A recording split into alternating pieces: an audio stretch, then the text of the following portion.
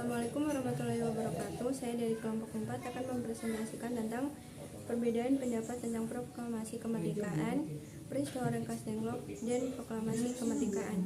Dengan saya Sukadewi Utami dan rekan-rekan saya. Saya Dena Novitasari. Saya Azumar Arya Yuda. Saya Syifa Yaudia. Saya Yazid Akbar. Saya Muhammad Wildan Firdaus. Saya akan menjelaskan perbedaan pendapat tentang proklamasi kemerdekaan. Dalam detik-detik proklamasi, terjadi perbedaan pendapat antara golongan muda dan golongan tua. Golongan muda berpendapat bahwa golongan tua terlalu lamban bereaksi terhadap kekalahan Jepang. Golongan muda pun berusaha untuk terus mendesak kepada Soekarno-Hatta agar segera memproklamasikan kemerdekaan Indonesia karena Jepang sudah kalah.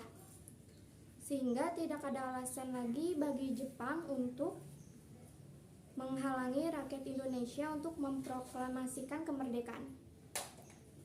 Sedangkan golongan tua berpendapat bahwa masalah proklamasi harus dibicarakan secara serius dalam rapat PPKI. Golongan tua tidak berani menentang ketentuan militer Jepang karena takut akan terjadinya pertumpahan darah. Sebab kekuatan militer Jepang masih berada di Indonesia yang ditugaskan sekutu untuk menjaga status quo wilayah Indonesia.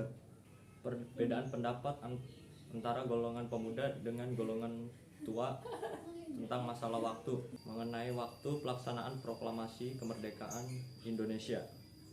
Inilah yang menjadi penyebab terjadinya peristiwa Rengas Dengklok.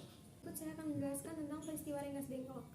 Peristiwa Rengas Dengklok ini merupakan suatu peristiwa penting untuk kemerdekaan Indonesia, dan peristiwa ini merupakan sebutan peristiwa tentang penculikan Soekarno dan Hatta yang merupakan golongan tua oleh golongan muda berasal dari perkumpulan Menteng 31, yaitu terdiri dari Soekarni, Wikana, Aidit, dan Chairul Saleh. Peristiwa Rengas Dengklok ini terjadi pada tanggal 16 Agustus 1945 pada pukul 3 waktu Indonesia Barat. Penculikan yang dimaksud adalah membawa Soekarno dan Hatta ke Rengas Dengklok, Karawang untuk menjauhkan Soekarno. Penculikan yang dimaksud adalah membawa Soekarno dan Hatta ke Rengas Dengklok, Karawang untuk menjauhkan Soekarno dan Hatta dari pengaruh Jepang untuk menggagalkan proses proklamasi kemerdekaan Indonesia.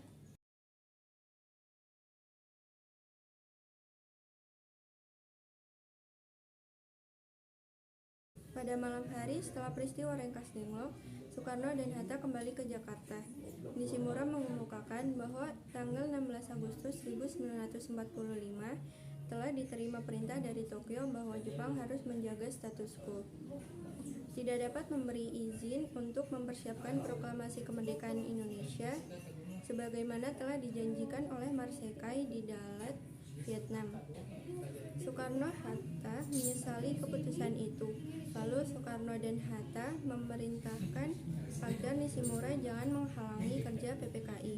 Setelah dari rumah Nishimura, mereka menuju rumah Laksamana Maeda, kini Jalan Imam Bonjol No. 1.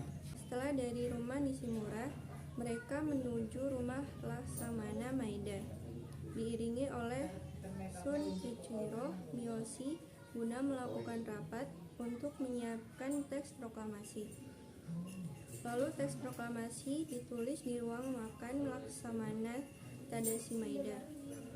Tokoh-tokoh yang merumuskan teks proklamasi kemerdekaan Indonesia adalah I.R. Soekarno, Muhammad Hatta, dan Ahmad Syahbarjo. Sedangkan dari pihak golongan pemuda yang turut menyaksikan proses perumusan teks itu diantara lain adalah Soekarni, Diah, dan Soediro.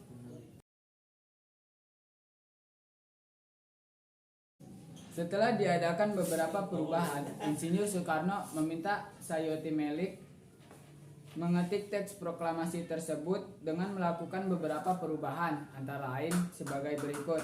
Yang pertama, kata tempo diganti menggunakan tempo tanpa H Yang kedua, The Jakarta 17805 diganti dengan The Jakarta hari 17 bulan 8 tahun 5.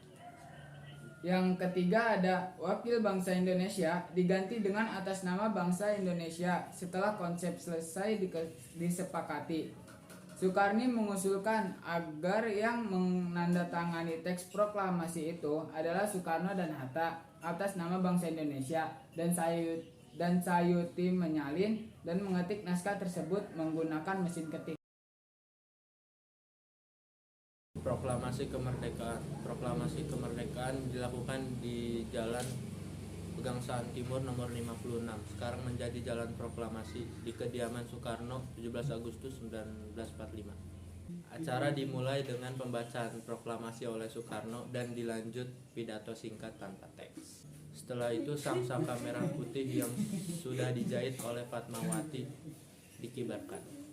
Disusul dengan sambutan oleh Suwirjo, Wakil Wali Kota Jakarta saat itu, dan Mawardi, pimpinan barisan pelopor.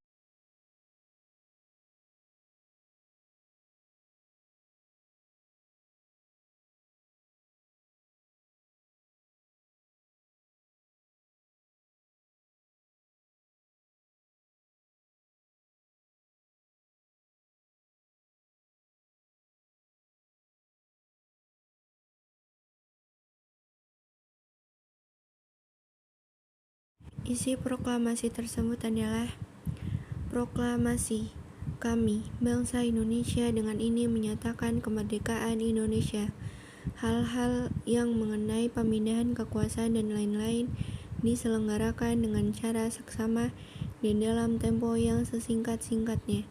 Jakarta, hari 17 bulan 8 tahun 5. Atas nama Bangsa Indonesia, Soekarno Hatta.